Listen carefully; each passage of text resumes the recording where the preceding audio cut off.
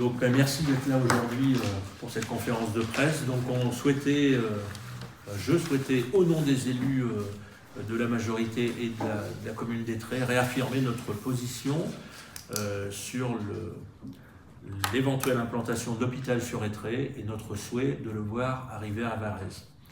Je vais reprendre en quelques mots les arguments. Les arguments pour nous en termes d'implantation Varèse et des BMA.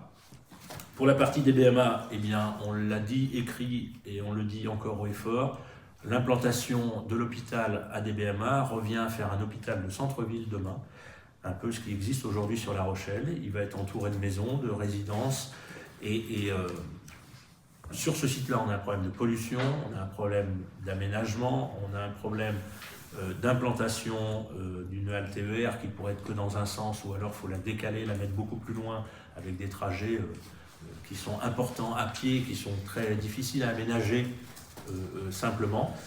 Nous avons les problèmes de circulation, les problèmes d'hélicoptères, de bruit, de tout ce qui va être engendré par un hôpital de centre-ville. Le fait de le mettre à Varèse, on est conscient du ZAN et de cet espace qu'on va artificialiser. Mais d'un autre côté, il est implanté en contrebas de la rocade, donc on va absorber par le fait de l'environnement une partie des hauteurs des bâtiments, qu'il est implanté facilement en termes de circulation sur la rocade, que la partie création de voies qui est prévue depuis des années au niveau de la CDA, qui relierait Simone-Veil à l'arrière de la Jarne, il y a une voie qui est prévue au milieu des champs. Cette voie-là est déjà, on va dire, étudiée par le département et pourrait être remis dans les tuyaux pour aller un petit peu plus vite et désengorger aussi les voies Périgny-Étré qui rentrent sur La Rochelle le matin ou le soir. On a déjà des bouchons importants. Donc ça permettrait de créer une voie supplémentaire aussi pour désengorger ça. À côté de l'hôpital, il y a un projet qui est fait déjà, qui est étudié à l'aube de 2030 pour implanter une steppe d'eau usée. Et donc ça permettrait aussi de l'implanter et d'avoir les aménagements faits. Voilà, et dans le principe général, tout ce qui est bruit, pollution sonore, serait quasi en impact nul par rapport au bruit déjà existant de la rocade en fait. Voilà. Les 4000 salariés, on les voit beaucoup plus rentrer du côté de la rocade en accès direct avec les différentes voies qui existent ou qui existeront pour désengorger l'hôpital.